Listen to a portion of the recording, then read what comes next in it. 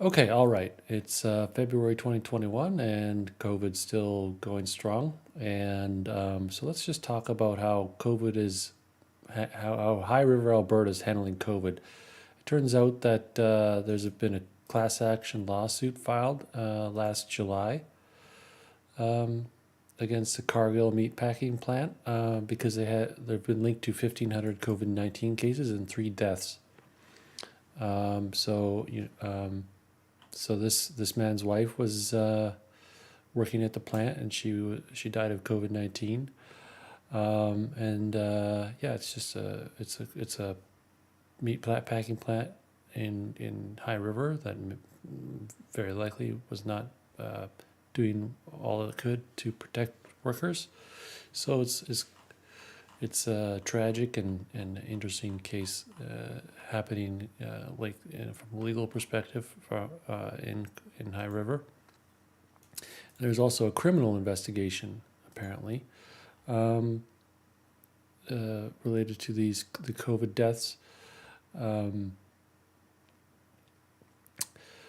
this person's father died working at the plant, um, and hopefully they get to the bottom of this and fix all these workplaces in Alberta and get to a point where people can go to work safely and keep their family safe.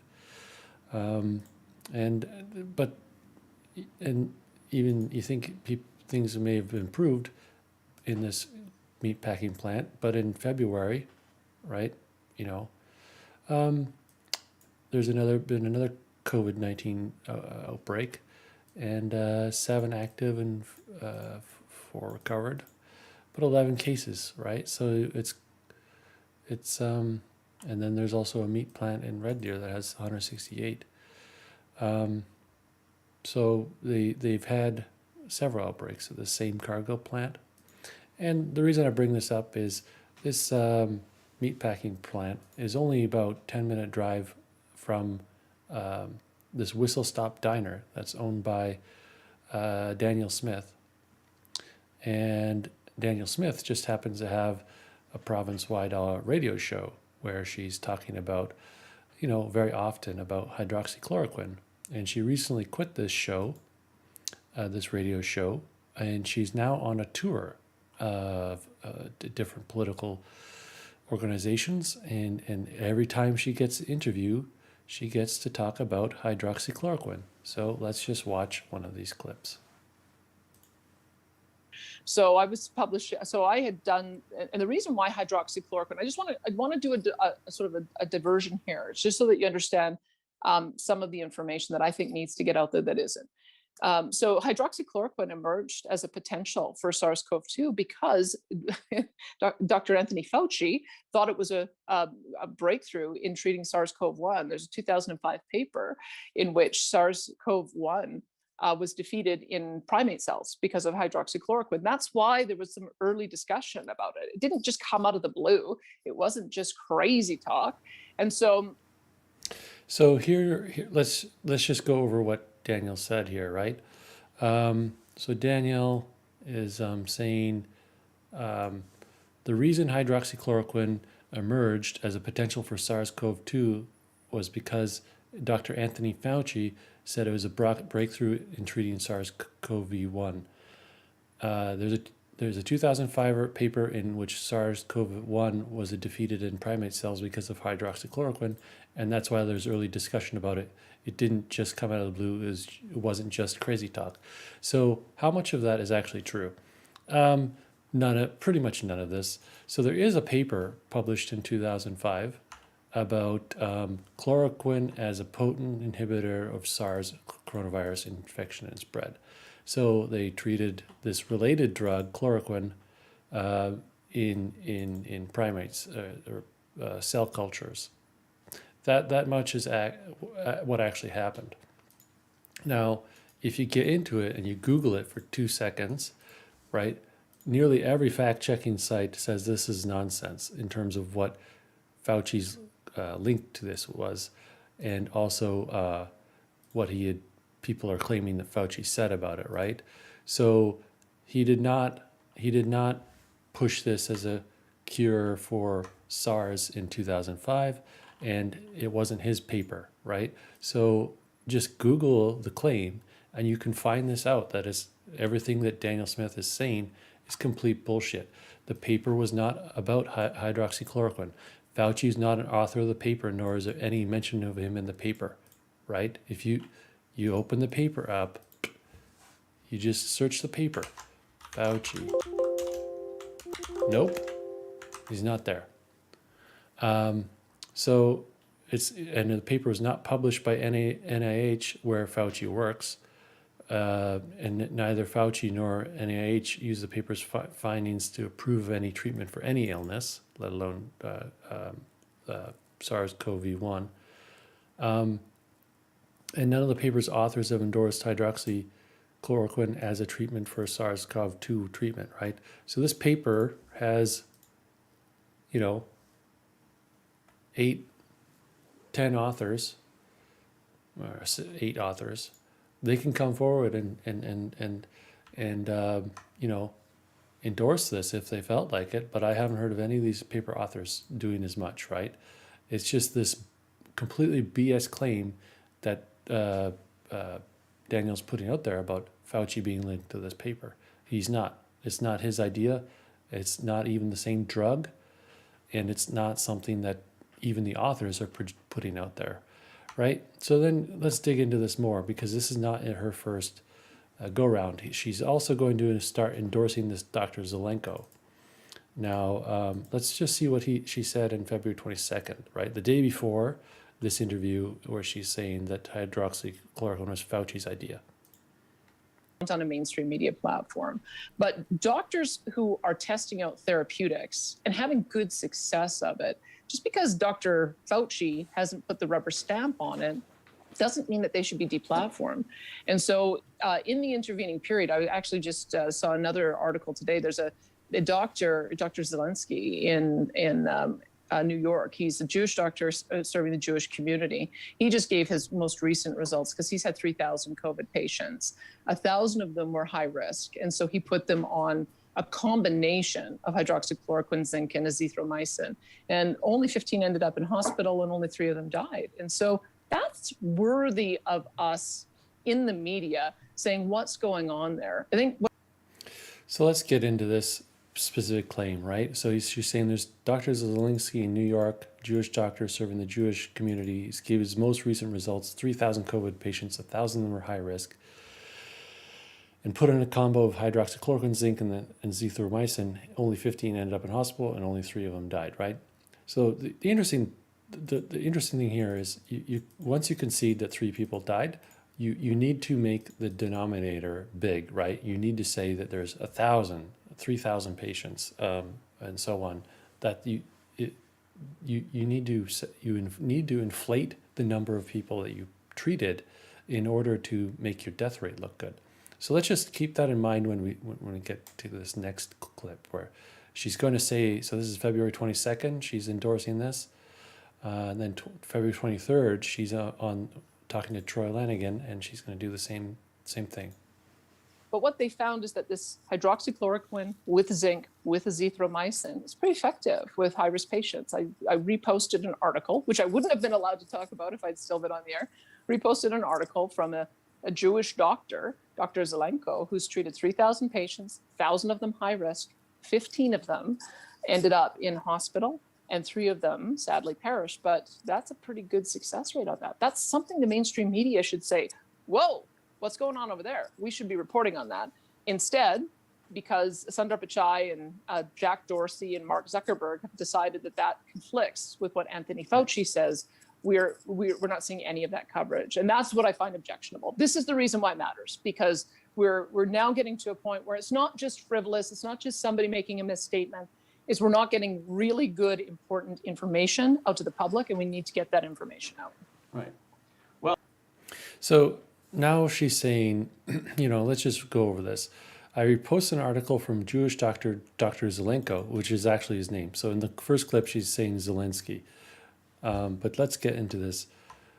I reposted an article from Jewish doctor, Dr. Zelenko, who had treated 3,000 patients, 1,000 high risk, 15 of them ended up in hospital, and 3 of them sadly perished.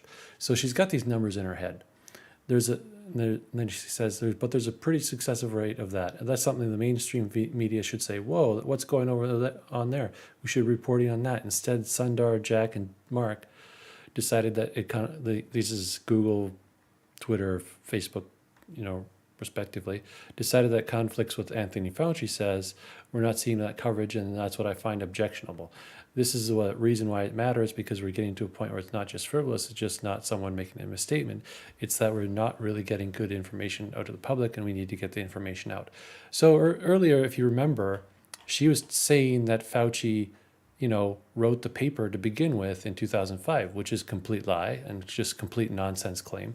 And now she's saying that Fauci is burying, he's trying to bury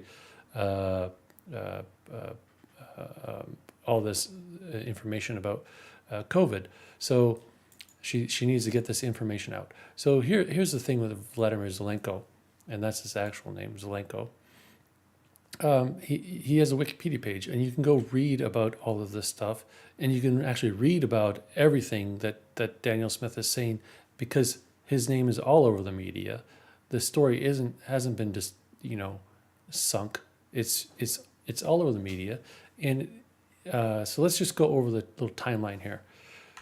So in March 2020. Zelenko posts a video to YouTube and Facebook addressed to Trump, and claims to have successfully treated COVID-19 with hydroxychloroquine. What he omitted was any sort of data to support his claims. And then a couple days later, his Jewish community of Kiryas Joel denounced him in an open letter. And you can read this article in Haaretz as well. It says, Zelenko published a video in which he claimed that 90% of the residents had or would soon contract the coronavirus. And then all data indicates that the infection rate in Kiryas Joel is mirroring the rest of Orange County. This is Orange County, New York, by the way. And therefore should not be a cause for panic or singling out in one community. So why is Zelenko saying that 90% of this community is infected? Well, for his numbers to work out, he's saying that he's having super amount of success with this treatment, and it's a community of 25,000, and he's trying to tell us later on that he's treated thousands of people with hydroxychloroquine. So after this kind of back and forth, where he's kind of contradicted by his own community, like almost immediately, right? He goes on the Rudy Giuliani show, right? And it's on YouTube. You can click on it. It's still there. Rudy Giuliani's claiming that it's just amazing cure. It's our purpose to. And that's Zelenko there talking about hydroxychloroquine as being an effective treatment on 699 patients, right? So then in April 2020, Jerome Corsi, who's a right-wing kind of figure in the United States, and a good friend of Roger Stone's, took a number of Zelenko's claims he made on a Zoom call, and he mistakenly forwarded them to Aaron Zelensky, a former Mueller probe attorney, who then investigates Zelenko's claims. So Zelenko actually gets in trouble with the federal government because of, you can't lie about what you're doing with respect to FDA trials and other things.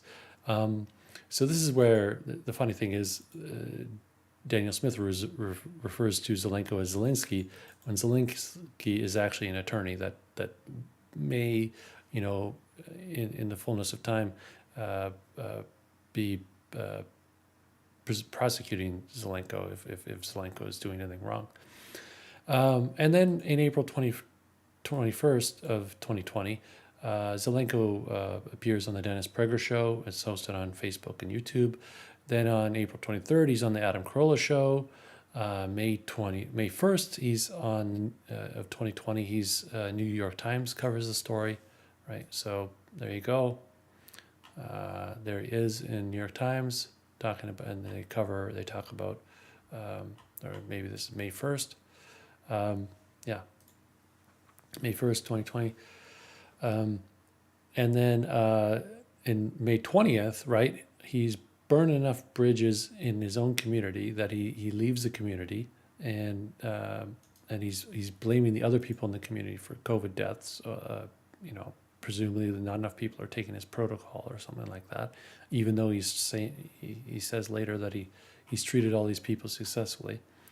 And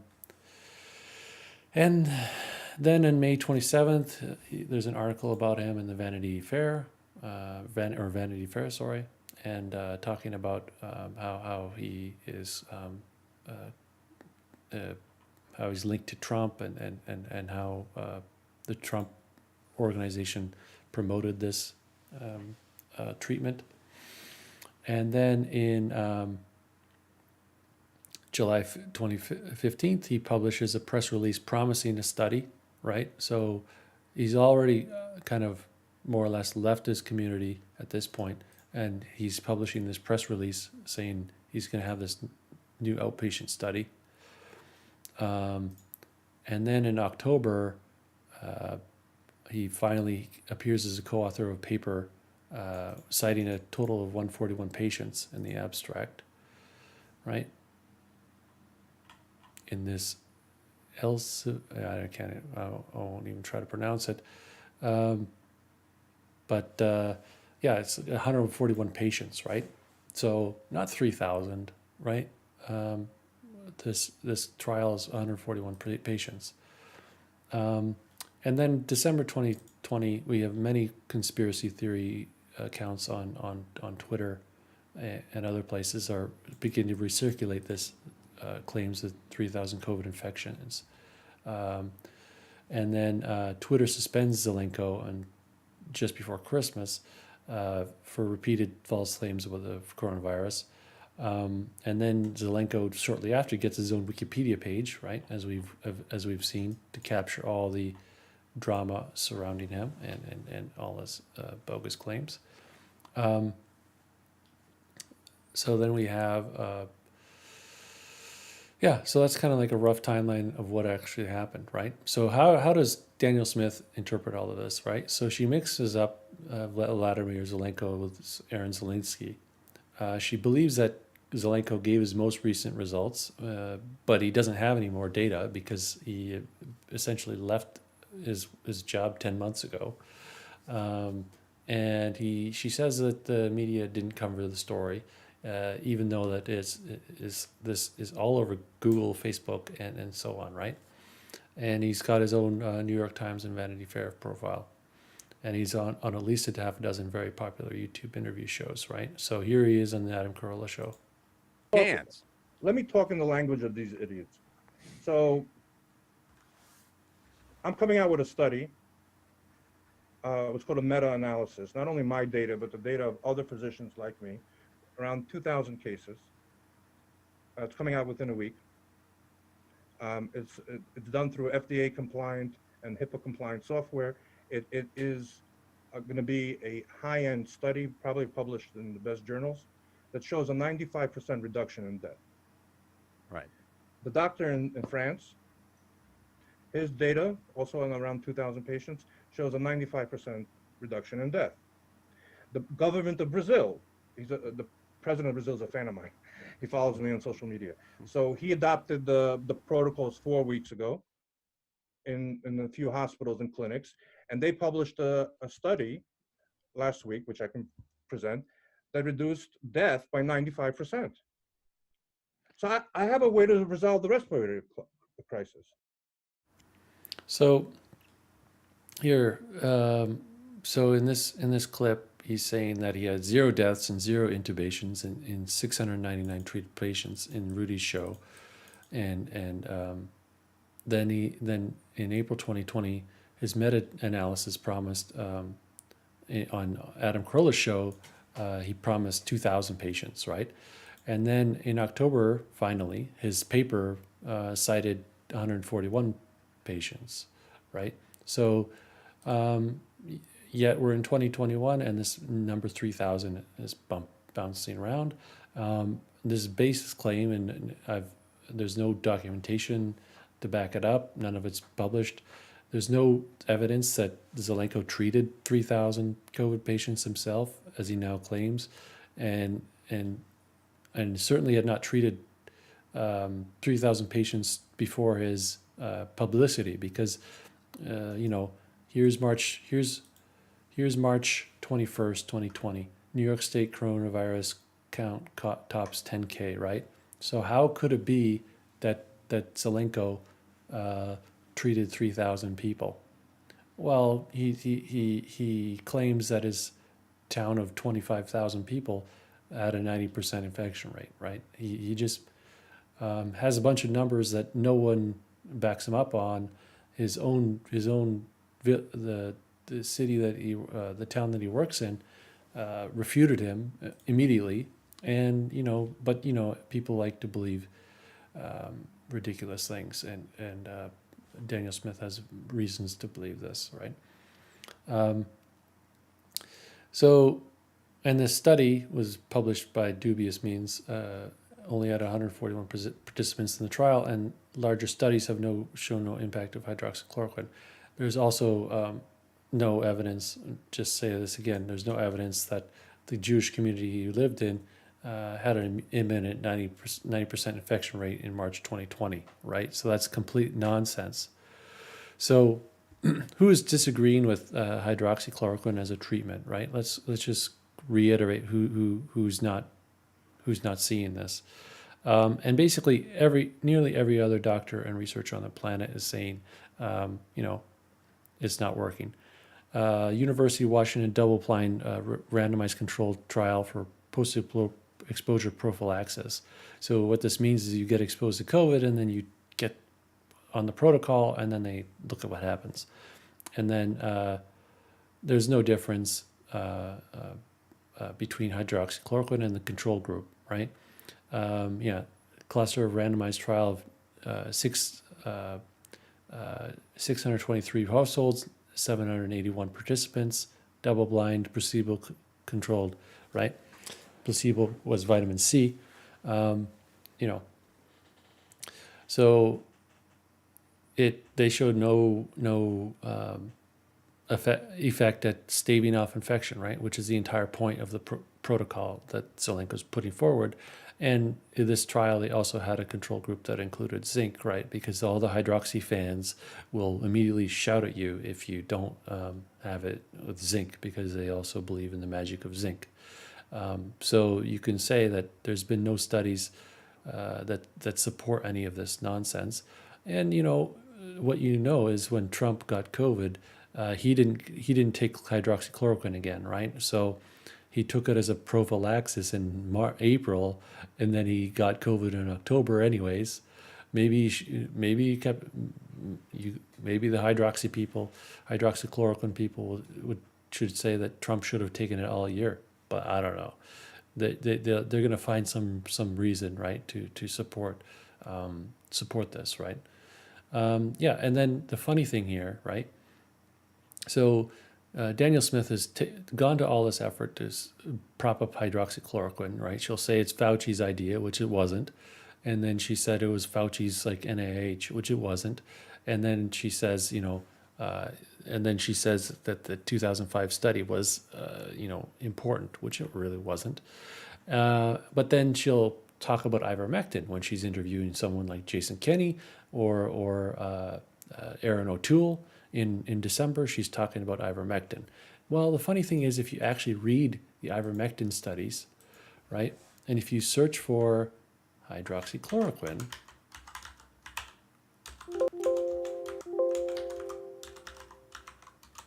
yeah, this is always funny, right?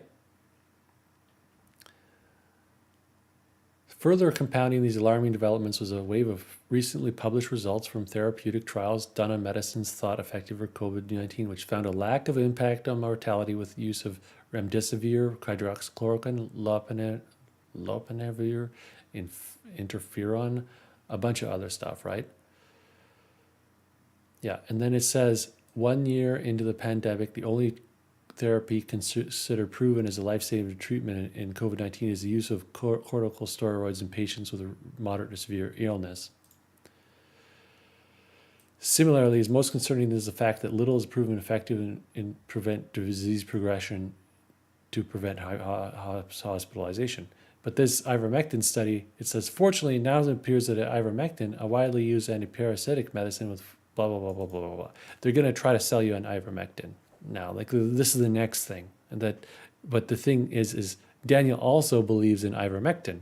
She believes in it enough to ask the Premier of Alberta and the Conservative Party leader in Canada about ivermectin, right? It's a deworming agent that I believe you give it to livestock, right? I mean, she can buy, everyone can buy ivermectin at the feed store and just take it if you want. But it's all these prophylaxis protocols.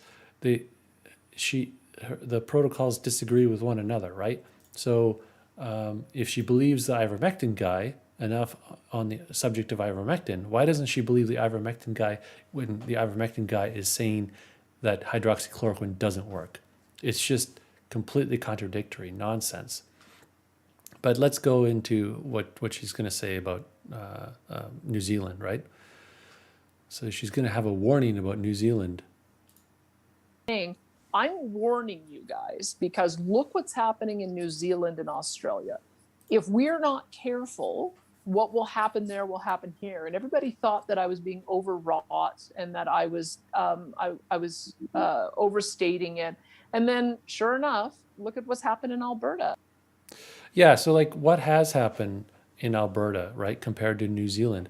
Well, you can also like look at this and actually like do the math, right? So you can say New Zealand had 26 COVID deaths, and a population of about 5 million.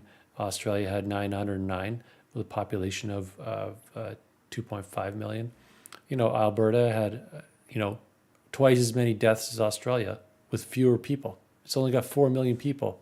It's got twice as many deaths as Australia. So, and then Sweden, 12,000 deaths, and it's got 10 million people. And then South Dakota has about 2,000 deaths with 800,000 people, right? So if you go to the deaths per million, right, and you plot it out, COVID deaths per million, right? You've got New Zealand at 5, Australia at 35, Alberta with 423 per million, and then Sweden at 1,200 per million, and South Dakota is 2,000 per million, right? So Danielle Smith is going on and on and on about how New Zealand and Australia did something bad, right? And she's been saying, oh, Sweden is doing good, South Dakota's doing good.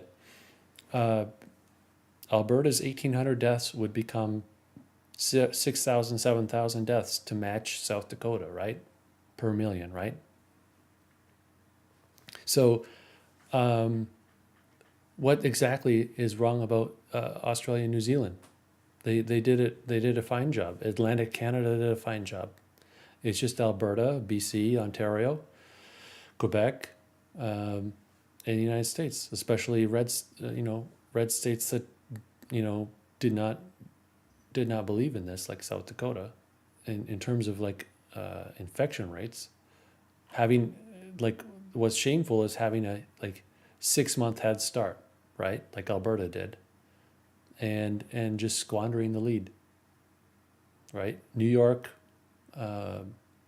Seattle, the Bay Area had COVID way before Alberta did, in numbers way larger before they had a handle on testing, and Alberta just decided to not wear masks until the end of November, and that's why the infection rate is where it is and the death rate is where it is. So just to kind of continue on this vein is something I like to repeat, because Danielle Smith thinks she knows about treatment protocols for hydroxychloroquine and knows how to treat COVID. But when she talks about anyone else that speaks about COVID, this is how she talks about them. Now, I'm not quite sure why Bill Gates has emerged as the preeminent voice on medical vaccines, when I guess it's because he's an expert in computer viruses, although there isn't an immune system on computers. So I think computer viruses spread differently than viruses in the human population. That's just sort of my uneducated observation. But apparently he has become the world expert on vaccinations. So, like, I think Danielle has like a degree in English or economics, or maybe English and economics, and then that's what gives her the ability to talk about COVID without even Googling what she's talking about. To say that, oh, Fauci wrote the 2005 study, or Zelenko has all this interesting data, when 2 seconds of Google searching says that's not true, right? So let's go over, some of the many stupid sins of the hydroxychloroquine queen, Danielle Smith, right? So Danielle Smith, let's reiterate, is the only person left in 2021 still pushing hydroxychloroquine, right? Not even Trump is taking this stuff, right? So that says a lot right there, right? I mean, the Trump family is not pushing hydroxychloroquine anymore. Trump didn't take it when he actually got sick. No one is even remotely worried about this, right? But Danielle still wants you to take hydroxychloroquine because she doesn't like wearing a mask at the local grocery store. And Danielle Smith thinks she's a statistician and epidemiologist because she has a column in the Calgary Herald, while saying that other people are illiterate on medical issues. She makes dumb contradictory statements that don't, she doesn't realize that the ivermectin study contradicts the hydroxychloroquine studies. She makes pathetic errors, mixing up Zelensky with Zelenko, pronouncing Fauci as Fauci. I can't even pronounce how she pronounced it most of last year. And she assumes that people like Beta Stadler, which he published a very strange article in a Swiss conservative newspaper. She just on her show is like, oh, I'd love to talk to this guy, but he doesn't speak English. Well, he does speak English. He's on YouTube speaking English. She could have phoned him up and talked to a primary source. But as we've discovered, is Danielle Smith doesn't like to do any research or discover any primary sources. So in addition to this, Danielle Smith reads known conspiracy theory websites like Swiss Policy Research and Zero Hedge on air multiple times. And she also lies, right? So she lied about Fauci's pushing hydroxychloroquine as a SARS-CoV-1 solution in 2005, right? The SARS-CoV outbreak is 2003, and then they studied. The study was published 2005. Wasn't his study. It wasn't hydroxychloroquine, and no one was trying to bury this or anything nonsense like that. Zelenko had more airtime than any doctor in the country. And the end of the day, Danielle Smith would rather talk about things that didn't actually happen in a Jewish community 3,800 kilometers away, rather than the very real failures of the meatpacking plant a 10-minute drive from her house, or from her diner rather, right? So she probably feeds the people the food from the meatpacking factory where people have died. And, but rather than that, she's going to drive to this community in New York. She's really interested in what's happening here, right? Instead of, the Cargill plant, that's just north of where, she lives, and Cargill Foods, right? It's like COVID Central, and she's not interested in that. She's interested in, probably eating the meat and food, but she's not interested in talking about all the people that died to deliver these goods. And it's like, who's pushing this nonsense? And it turns out this is the Manning Center, right? That's Preston Manning, you know, and it's just about COVID denialism. It's about climate change denialism. And there's Aaron O'Toole. There's Daniel Smith, right on the homepage, right? And it's just this. Oh, Jason Kenney. They're going to have a conference in 2021. Maybe they're going to talk about hydroxychloroquine, right? They're going to talk about, maybe Dr. Zelenko will be invited to this conference, and maybe they're going to have 4,000 patients, right? And, here's the staff. Here's Troy Lanigan. I mean, none of these people are doctors. They're just,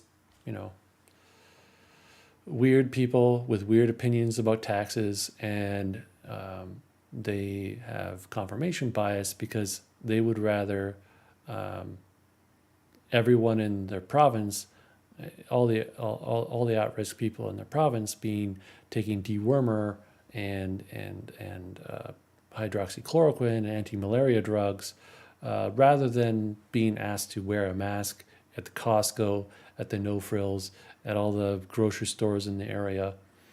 And when people, die at the local meat packing plant, do they have any questions about that? About what procedures are being followed? No, they don't care. They'd rather talk about something that they don't know about. They'd rather pretend that they're epidemiologists, right? Because they have a BA in economics. So just remember this chart, right? End of the day, this chart.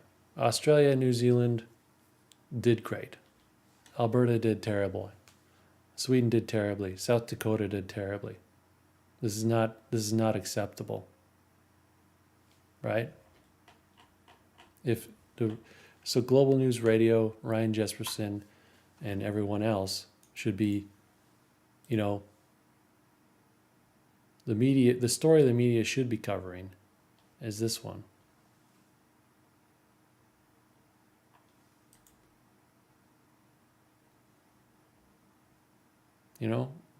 This is what we should be learning about. What are these people doing to put food on your table? Right? How many people were injured and killed because of the government's incompetence? I think this is the media story that we need to hear more about. We don't need to hear about some crazy fucking doctor from New York with a bullshit story about hydroxychloroquine, when we can ask ourselves, what is actually happening in High River, Alberta? What is actually happening in High River? Somebody tell me.